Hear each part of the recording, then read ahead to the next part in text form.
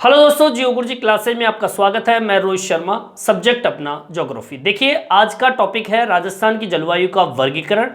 पिछले वीडियो में हमने राजस्थान की जलवायु के वर्गीकरण को पढ़ा है और वो भी दो भूगोलवेता जिसका नाम था कोपेन और टिवार था, उनके अनुसार हमने राजस्थान की जलवायु का वर्गीकरण कर चुके हैं।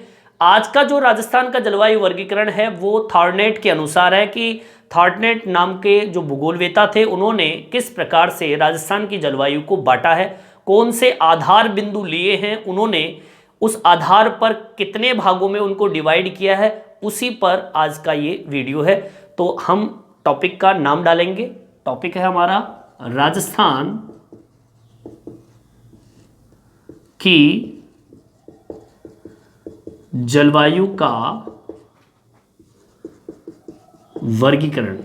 और यह वर्गीकरण जो है भूगोलवेता का नाम क्या बताया मैंने आपको,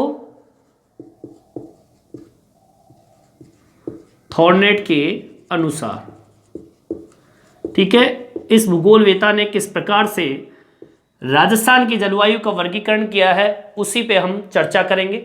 पहले तो मैं आपको बता दूं कि ये जो व्यक्ति है इन्होंने राजस्थान की जलवायु को तापमान, वाष्पीकरण और वर्षा के आधार पर 4 भागों में डिवाइड किया है। कितने भागों में बांटा है? 4 भागों में। ठीक है, तो हमारी ये पहली लाइन बनती है, थॉर्नेट के अनुसार राजस्थान की जलवायु को, अब मैंने बताया एक तापमान, ठीक है, तापमान के आधार पर और साथ में जो 2 बिंदु लिए वाष्पीकरण और वर्षा, वह वाष्पीकरण तथा वर्षा के आधार पर कितने भागों में बांटा है? 4 भागों में बांटा गया है। देखिए, 4 भाग को समझने से पहले मैं आपको एक शॉर्ट में कुछ अंग्रेजी के बड़े अक्षर जो किस मतलब उनको अक्षर अंग्रेजी है लेकिन उनको हिंदी में किन शब्दों से संबोधित किया जाता है उसकी भी हम थोड़ी सी चर्चा कर लेते हैं। 4 बिंदु हम पढ़ेंगे लेकिन उससे पहले कुछ बिंदु है उसके बारे में अध्ययन कर लेते हैं। देखिए, पहला बिंदु, 2, 3, 4, ठीक है, ये 5 बिंदु आपके सामने लिखे हुए हैं। देखिए, अंग्रेजी के जो बड़े अक्षर होते हैं ए, बी, सी, डी और ई, इनका कुछ अर्थ है और इन्हीं अर्थों को लेते हुए हम थॉर्नेट के अनुसार राजस्थान की जलवायु का वर्गीकरण करेंगे। ठीक है, अब देखिए, जैसे कि ए जो जलवायु है, ठीक है ना, ये जलवायु है, ए बी सी डी अंग्रेजी के बड़े अक्षरों का उपयोग किया गया है, ये जलवायु को प्रदर्शित करते हैं। ठीक है, जैसे कि ए बिंदु है, अब इस ए बिंदुओं के द्वारा हमें पता चलता है कि जहां पर ए बिंदु है वहां पर अति आर्द्र जैसी कंडीशन या अति आर्द्र जलवायु रहती है।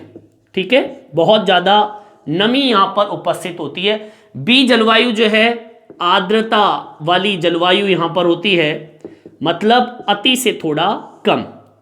सी जलवायु जो है वो उपाद्र जलवायु को प्रदर्शित करते हैं। ठीक है ना, अब समझ जाइए, ज्यादा फिर थोड़ा कम फिर उससे भी कम, मतलब छोटा। ठीक है, इसके बाद में डी जलवायु जो है वो अर्ध शुष्क, मतलब शुष्क का मतलब सूखा और अर्ध का मतलब आधा, आधा सूखा। और ई जलवायु जो है वो केवल शुष्कता को प्रदर्शित करता है, शुष्कता मतलब बिल्कुल सूखा। तो थॉर्नेट के अनुसार है, ये थॉर्नेट के अनुसार उन्होंने सबसे पहले A B C D E को प्रदर्शित किया, जिसमें ए अति आर्द्र जलवायु, बी आर्द्र जलवायु, सी उपाद्र जलवायु, डी अर्ध शुष्क जलवायु। ठीक है, और ई जो है शुष्क जलवायु को प्रदर्शित करते हैं। अब इस व्यक्ति ने किस प्रकार से 4 भागों के रूप में इसको डिवाइड किया है उसकी हम बात करेंगे। तो मैं वो 4 बिंदु आपके सामने रख रहा हूं और फिर उन 4 बिंदुओं को हम क्या करेंगे, राजस्थान के मानचित्र में प्रदर्शित करेंगे। कहां प्रदर्शित करेंगे?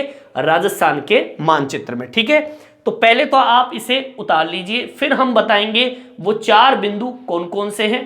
ठीक है, अब देखिए, उन 4 बिंदुओं को मैं आपके सामने यहीं पे प्रदर्शित कर रहा हूं, जो कि 4 बिंदु थॉर्नेट ने राजस्थान की जलवायु के बारे में बताया। देखिए उनकी जो पहला बिंदु था, यहां पे 4 भाग लिख देता हूं,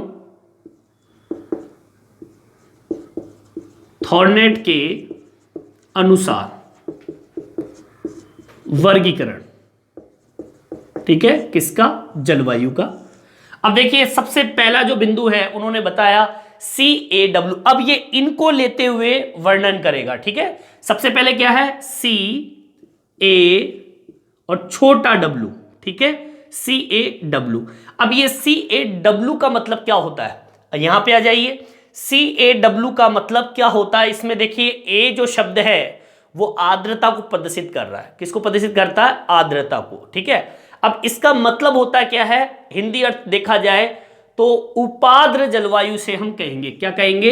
उपाद्र जलवायु।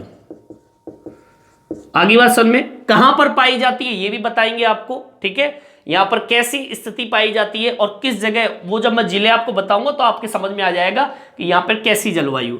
सेकंड नंबर का जो बिंदु आता है थॉर्नेट के अनुसार, अब ये 4 भाग मुख्य रूप से जो थॉर्नेट ने जलवायु का वर्गीकरण किया है राजस्थान की, वो 4 बिंदु आपके ये है। इसके अकॉर्डिंग ये जलवायु का वर्गीकरण किया गया है। दूसरे नंबर पे आता है DA, ठीक है, DAW, ठीक है, DAW, छोटा w। और इस अंग्रेजी के छोटे और बड़े अक्षरों को मिलाकर यह बनता है अर्ध शुष्क जलवायु। क्या लिखेंगे? अर्ध शुष्क जलवायु। क्लियर? समझ में आ गई बात? ठीक है। अब देखिए यहां पे देख लीजिए D शब्द है और C शब्द है। देखो इसको आप मिलाकर देख सकते हैं। जैसे कि C है, C मैंने क्या बताया? उप आर्द्र। तो मैंने देखिए C यहां पे है तो यहां पे लिख दिया उप आर्द्र जलवायु, ठीक है। अब D आ गया, अब मैंने D का प्रदर्शित किया नाम, तो ये D का मतलब क्या बोल रहा है? अर्ध शुष्क जलवायु। तो यहां पे लिख दिया मैंने अर्ध शुष्क जलवायु। इसको मिलाते हुए ये 4 बिंदु इन्होंने बांटे, ठीक है। अब देखिए तीसरे नंबर का बिंदु है DBW, DB और W। DBW आप इसी के अंतर्गत देखेंगे। इसमें देखिए अर्ध शुष्क जलवायु को प्रदर्शित कर रहा है, तो इसमें जो DBW है इसको किस तरीके से प्रदर्शित करेंगे? शुष्क व अर्ध शुष्क जलवायु, ठीक है, लिख देंगे शुष्क व अर्ध शुष्क जलवायु। क्लियर? ठीक है, समझ में आ गया होगा आप लोगों को। ठीक है, अब इसके बाद में आखिर में जो आता है वो चौथे नंबर का बिंदु आता है। इसको प्रदर्शित करते EAD, E A और छोटा d। देख लीजिए E जो कि आपके शुष्क जलवायु को प्रदर्शित कर रहा है E, तो ये EAD जो है इसको हम बोलेंगे शुष्क जलवायु। क्लियर? आप यहां पे जो D शब्द है इसको अर्ध शुष्क भी छोड़ सकते हो, ठीक है। इसको आप क्या कह सकते हो? अर्ध शुष्क भी छोड़ सकते हो। जैसे आपने यहां लिखा हुआ है ना अर्ध शुष्क, ये कोई जरूरी नहीं आप शुष्क लगाओ, लेकिन जो हमारी किताबों में दिया हुआ है वो शुष्क व अर्ध शुष्क से प्रदर्शित किया गया है इसको, क्योंकि जो W शब्द है वो राजस्थान के जो क्षेत्र होते हैं उनको प्रदर्शित करता है। अब देखिए 4 बिंदु आपके सामने दिए हुए हैं। उपाद्र जलवायु CAW, अर्ध शुष्क जलवायु DAW, शुष्क व अर्ध शुष्क जलवायु DBW और शुष्क जलवायु EAD जलवायु के रूप में इसको प्रदर्शित करते हैं। ठीक है, यहां तक आपके समझ में आ गया होगा। ये 4 बिंदु ही थॉर्नेट के अनुसार राजस्थान की जलवायु का वर्गीकरण है, इन बिंदुओं को लेते हुए। क्लियर? यहां तक आप उतार लीजिए। अब मैं आपको इस जलवायु को, ये 4 बिंदु है, इन जलवायु को राजस्थान के मानचित्र में प्रदर्शित करेंगे कि राजस्थान के मानचित्र में ये जलवायु कहां कहां पर है। ठीक है, यहां तक आप उतार लीजिए।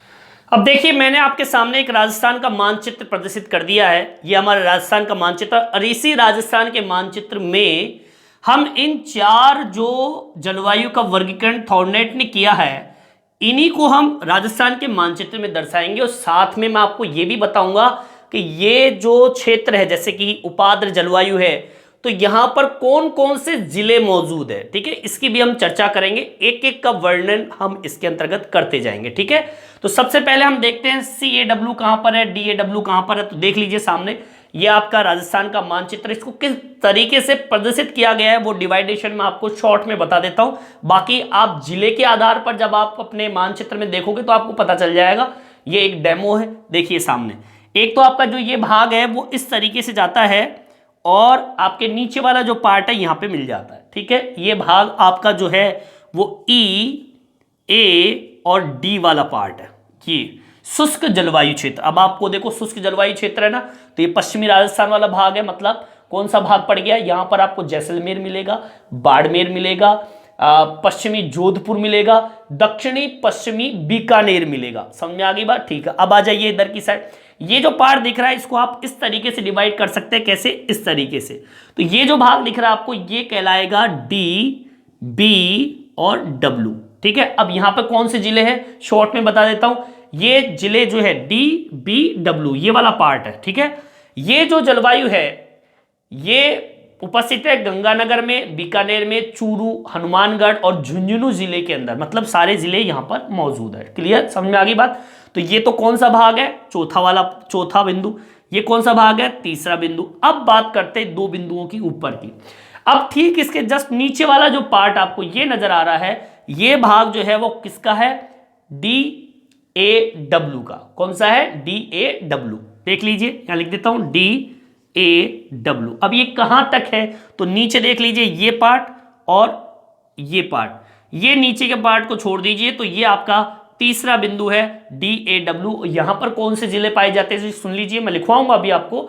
सिरोही है, जालोर है, पाली है, अजमेर है। इसके अलावा ये क्षेत्र जो है बूंदी है, टोंक है, भीलवाड़ा है, चूरू और आपका झुंझुनू का दक्षिणी भाग है, बाड़मेर जिले का और जोधपुर जिले का पूर्वी क्षेत्र जो है वो इस DAW वाले क्षेत्र के अंतर्गत आते हैं, जो कि आपका कौन सा है, अर्ध शुष्क जलवायु, मतलब ज्यादा सूखा यहां पे नहीं है। अब देखिए आगे की ओर बढ़ते हैं। अब ये नीचे वाला पार्ट बच गया, आखिर पार्ट कौन सा है, CAW का।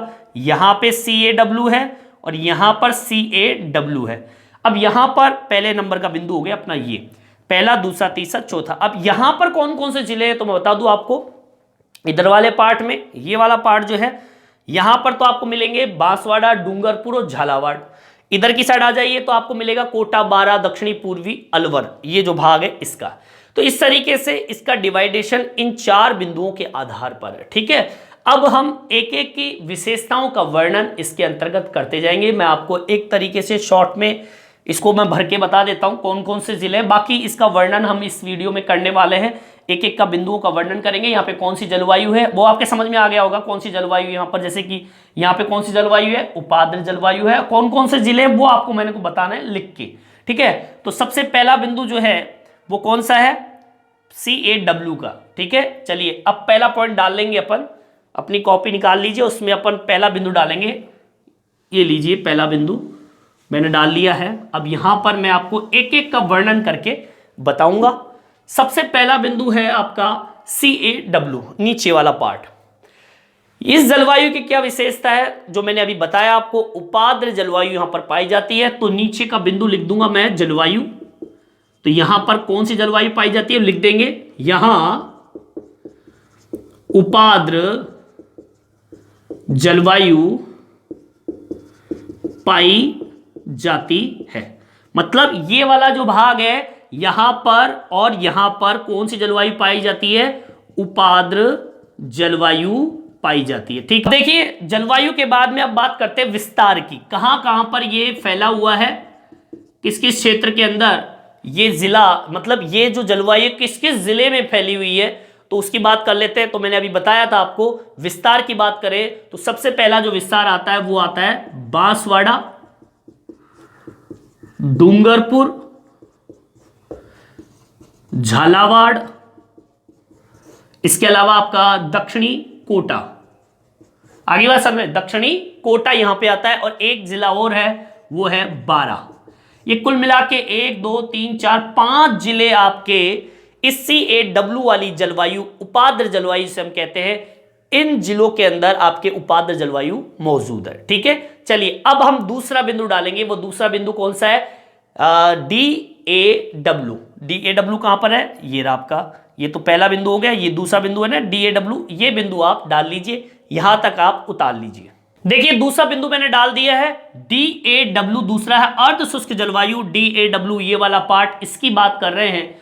तो मैं बता दूं यहां पर कौन सी जलवायु पाई जाती है, साफ है, सीधे शब्दों में लिखा हुआ है, जलवायु का पॉइंट डाल लीजिए और यहां पर जलवायु पाई जाती है, यहां अर्ध शुष्क जलवायु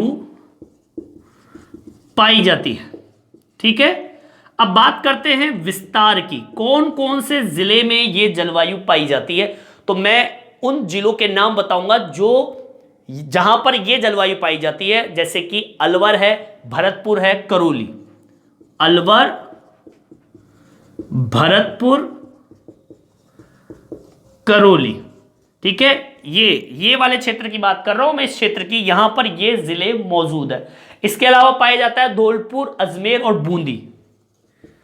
धौलपुर, अजमेर और बूंदी। ठीक है, ये भी आपके इस क्षेत्र में DAW वाले क्षेत्र में पाए जाते हैं, उपस्थित है, उपस्थित है। इसके बाद में आता है कौन सा, भीलवाड़ा, चित्तौड़गढ़, दौसा, भरतपुर। भीलवाड़ा, भरतपुर, दौसा। ठीक है, दौसा जिला भी यहीं पर है, भरतपुर और भीलवाड़ा भी यहीं पर मौजूद है। इसके अलावा चित्तौड़गढ़ इसमें है और नागौर और पाली। ठीक है, लिख देंगे चित्तौड़गढ़, नागौर, पाली। ठीक है, ये जिले भी इसके अंतर्गत आते हैं। ये सारे के सारे जिले जो है, कितने जिले हो गए यहां पर, 1 2 3 4 5 6 7 8 9 10 11 12 जिले इस DAW जो कि थॉरनेट के अनुसार जो जलवायु का वर्गीकरण किया उस जलवायु के अंतर्गत ये 12 जिले मौजूद है। ठीक है, और थॉरनेट का सबसे बड़ा जलवायु प्रदेश भी यही है, क्योंकि इस क्षेत्र के अंदर सबसे ज्यादा जिले मौजूद है। ठीक है, चलिए इसके बाद में ये कंप्लीट हो गया, दूसरा हो गया। अब तीसरे बिंदु की बात करते हैं, और तीसरा बिंदु क्या कहता है, DBW, जिसे हम कहते हैं शुष्क व अर्ध शुष्क जलवायु। ठीक है, ये पॉइंट डाल लेंगे अपन, तीसरा बिंदु डालेंगे। तीसरा है DBW, और इसे हिंदी में क्या बोला मैंने, शुष्क एवं अर्ध शुष्क जलवायु। शुष्क व अर्ध शुष्क जलवायु। ठीक है, तो जलवायु का पता चल गया आपको। जलवायु कौन सी जलवायु है, यहां पर शुष्क व अर्ध शुष्क जलवायु उपस्थित है। ठीक है, विस्तार की बात कर लेते हैं कि यहां पर कौन कौन से जिले मौजूद है, इसकी बात चल रही है। तीसरे नंबर का बिंदु, इस क्षेत्र के अंदर कौन से जिले मौजूद है, तो यहां पर है बीकानेर, चूरू, श्रीगंगानगर, हनुमानगढ़। ठीक है, ये 4 जिले यहां पर मौजूद है, लिख देंगे अपन, बीकानेर, हनुमानगढ़, गंगानगर और चूरू। ये 4 जिले इसके अंतर्गत आते हैं। ठीक है, यहां पर DBW जैसे कि अर्ध शुष्क जलवायु यहां पर पाई जाती है। ठीक है, चलिए इसके बाद में अपन बात करते हैं चौथे नंबर की, EAD। ठीक है, उतार लीजिए आप लोग इसे। अब बात करते हैं चौथे बिंदु की, चौथा बिंदु डाल लीजिए, और है EAD। और यहां पर कौन सी जलवायु बताई थी मैंने आपको, शुष्क जलवायु, केवल शुष्क जलवायु, शुष्क जलवायु डाल लीजिए, जलवायु वाला पॉइंट।